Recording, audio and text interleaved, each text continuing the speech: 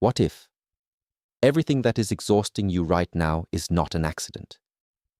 What if the anxiety you wake up with every morning, the heaviness you carry into every room, the voice inside you that whispers, "I am tired," even before the day begins? What if none of that is weakness? What if it is a signal?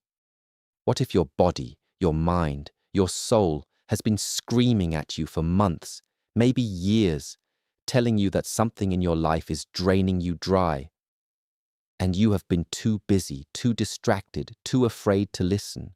What if the greatest threat to your future is not failure, not the economy, not other people's opinions, but the slow, silent destruction of your own inner peace? And what if the moment you finally decide to detach from everything that is pulling the life out of you, the moment you choose your peace over your people-pleasing, your stillness over your suffering, what if that is the moment everything begins? Today, I want to talk to you about something no one teaches you, something schools ignore, something most people only understand when they have already lost everything. I want to talk to you about the art and the absolute necessity of detaching from everything that destroys your peace, not running away, not giving up, not becoming cold or empty or hollow, but choosing deliberately, courageously, and completely to stop feeding what is killing you. What if I told you that you are not tired because you are weak? You are tired because you have been strong for too long in the wrong places. Think about it. Think about the last time you truly felt at peace, not happy, peace, that rare, quiet stillness where your mind is not racing, your chest is not tight, and you are not performing for anyone. When was that? How long ago? And what has changed since then?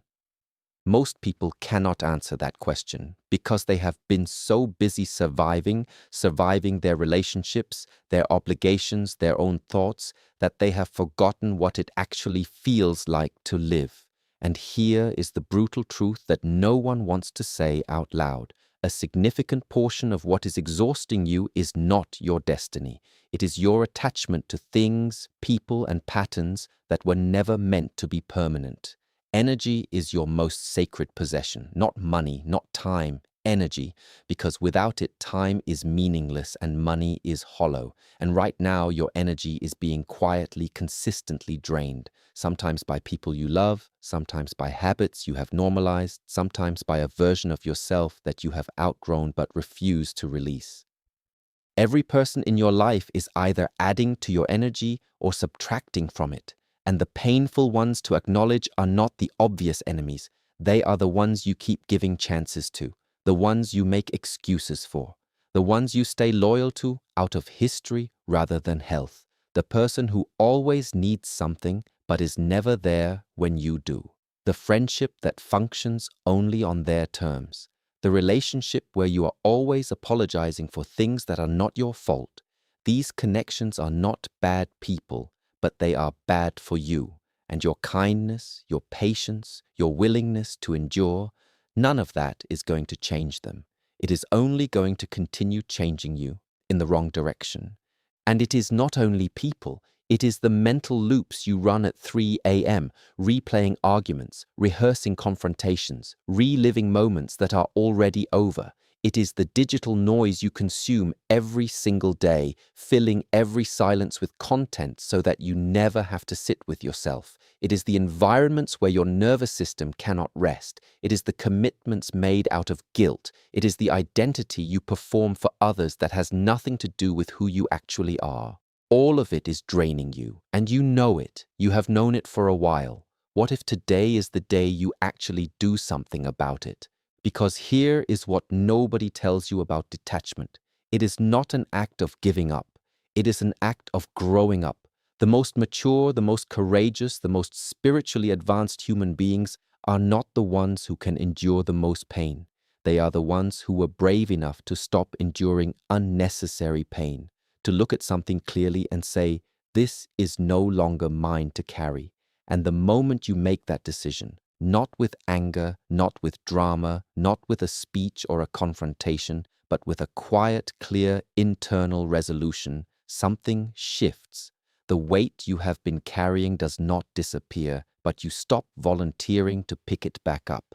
Silence becomes your teacher. In the stillness that comes after, you stop filling every moment with noise, with people, with distraction. In that silence, you begin to hear yourself again, and you realize how long you have been running from your own thoughts, running from the discomfort of clarity, running from the questions that, if answered honestly, would require you to change everything. But you cannot heal what you refuse to feel, and you cannot feel what you are constantly burying under busyness. Silence is not empty. It is where every answer lives. It is where your instincts are waiting to be heard. It is where the version of you that has been buried under everyone else's needs and expectations is quietly waiting for permission to exist. Learn to say no, not aggressively, not apologetically, but clearly. Every yes you give when your whole being is saying no is a small act of self-betrayal, and small acts, repeated daily, become the architecture of a life you did not choose. You are allowed to protect your time. You are allowed to withdraw from spaces that diminish you.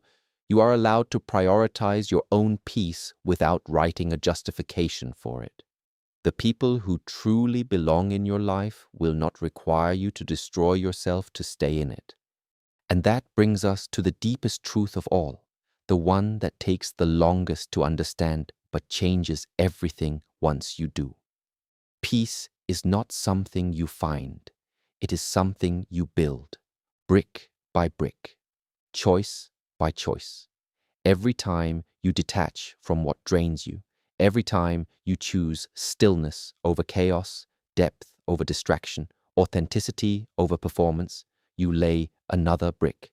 And slowly, without drama, without announcement, without anyone noticing at first, you build something unshakable inside you, something that the world's noise cannot disturb, something that other people's moods cannot collapse, a center, a ground, a home within yourself.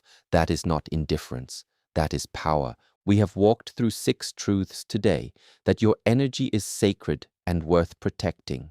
That attachment to what no longer serves you is the silent source of your suffering. That your environment is either growing you or grinding you down. That silence holds every answer you have been searching for outside yourself. That every boundary you fail to hold is a betrayal of your own peace. And that detachment, true detachment, is not the absence of love or ambition or feeling.